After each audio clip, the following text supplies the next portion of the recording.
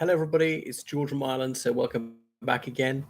I'm commenting on Petersburg International Economic Forum, which took place over 4 days, just ending today. So it's been going since 1998, if memory serves me.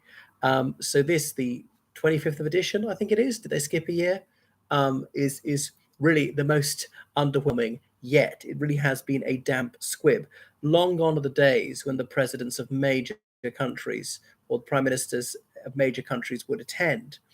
And there were very few foreign guests from only 15 countries. Often there were well over 100. So even the major Russian corporations didn't want to send people. They had to have arms twisted into doing so because they had to pay like $20,000 per ticket. So it's obviously in Putin's hometown, dates back to before he was president or even prime minister. So they used to call it the Russian Davos, but it's had a very unimpressive showing.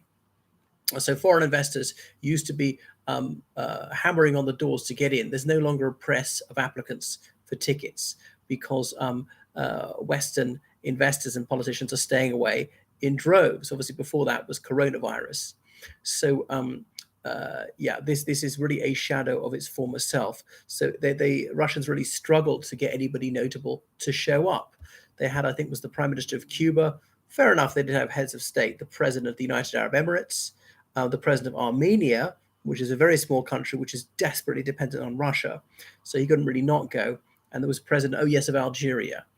So, some Belarusian delegates, like a Kyrgyz delegate, and that was about it. Which I think nobody at all from any European Union country or the United States, other Western countries like Canada, the United Kingdom, Australia, nobody showed up. Anyway, you might have hoped, if you're the Russians, that there'd be a major Chinese representative or an important figure from India. Nope, diddly squat. The Ruskies were banking on President Kassym-Jomart Tokayev of Kazakhstan rocking up, but he didn't. You may remember how he exchanged testily with President Putin last year when he said that Kazakhstan did not recognize Lugansk and Donetsk as part of the Russian Federation. They're regarded as still Ukrainian sovereign soil, which they indubitably are. So the last possible moment he announced he wouldn't be coming. So the Russian regime cares deeply about prestige. Previously, the German Chancellor Angela Merkel used to go. Prime ministers of Italy, like the now late Silvio Berlusconi, used to go. The Japanese prime minister, various Indian prime ministers, including Narendra Modi, President Xi has been before, but there are no major world leaders. And then they previously had to pretend that Donetsk and Luhansk were foreign countries. But wait a second, you're now saying that they're part of Russia. Anyway, there used to be major deals that were inked there, but it no longer. Is there any point in this going ahead? Because it costs quite a lot of money to put on. So many sovereign investors have pulled out. There's very little capital inflow into Russia. And even the war ends today, it could take a very long time to repair that reputational damage and get back trust. And in fairness, there are some people who are itching to get back into the Russian market because there's still significant money to be made, at least for a few decades to come.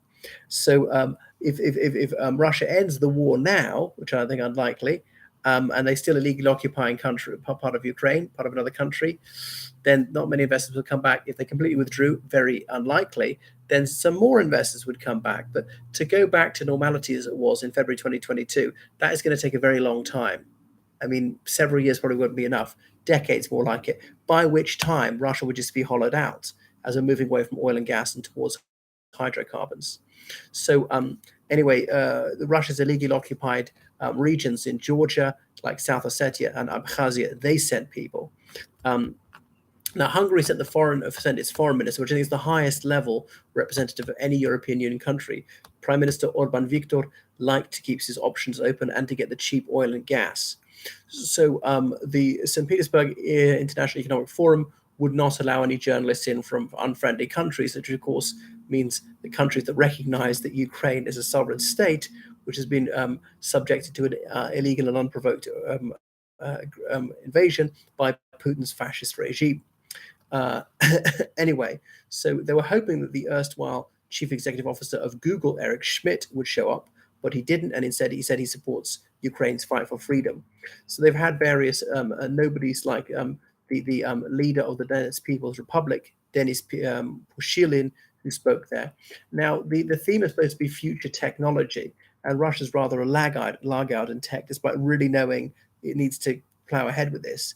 And obviously, its lack of prowess in future tech is one of the reasons it's doing badly in the Ukraine war. Not that Russia's going to be comprehensively defeated soon. Could hang on for a year, maybe 2 years, and there's a slim chance where Russia will actually win. I always guard against, my side bias or optimism, excessive optimism.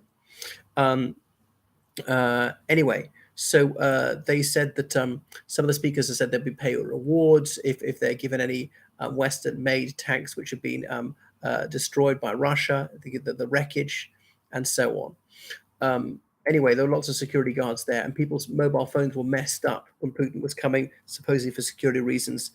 You had to log into their Wi-Fi, stuff like that. They said it was to guard against a drone attack. I'm not sure how it made it less likely, but they're worried that was going to happen. Anyway, so the automotive industry is really trying to showcase its rust bucket cars like the Lada X Cross 5. And it's going to be following these Chinese plans in future. Nissan has pulled out of Russia. The former Nissan factory in St. Petersburg is gonna build it. Anyway, so there's not really much they can do for future tech. So Russian business executives had to pay over $14,000. Foreign executives $27,000 for what? For almost no investment opportunities. So they were strong-armed into showing up, some of these Russian business executives. What do you get for your money? It's really not worth it. So they start trying to pretend that everything is normal, it's all going swimmingly and so on, but that's patently not the case. The very, very poor showing is an example of that. Would they have been better off cancelling it? I think marginally the decision to go ahead was the right one. It would have sent an even worse message if they cancelled it. How about next year? Will they even get 3 heads of state to show up? Possibly not. In what state will the Russian economy be a year from now? A bit worse. But, in fairness to the Putin regime, the sanctions have not bitten as deep as many thought or hoped, including myself. But they might start to bite a bit more. The ways of circumventing sanctions by import substitution is not really working. They used to buy tech via Kazakhstan and Armenia and sell it on, buy it from Western countries by ordering from Armenia, who indeed would order from Western country. And Western countries have got wise about that, threatened secondary sanctions. So these workarounds are going to be harder to do in future. Pay even more circuitous routes, order it from whatever, Georgia, which orders it from Armenia, which orders from Canada or whatever.